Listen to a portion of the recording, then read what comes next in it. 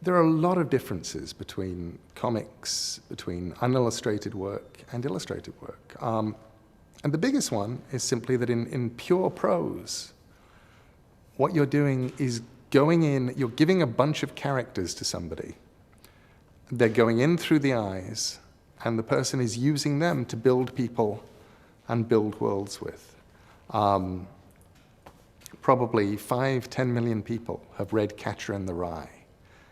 And there are probably 5 or 10 million Holden Caulfields in people's heads in the world.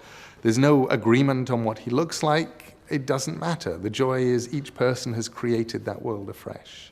And that's a delight. You could get 100 people who've read my book, The Graveyard Book, and say, illustrate the graveyard for me. Show me, draw me a map, and you get 100 different maps. And that is part of the magic for me.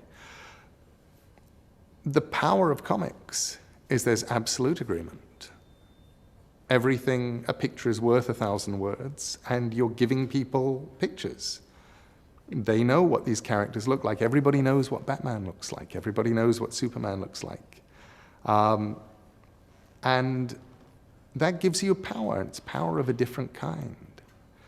There are things that you can do in comics that I miss in prose. And at this point in time, having won as many awards for writing prose as I've won, I still miss them. I still go, I wish you could do this thing. There's no equivalent in prose of a silent comics panel.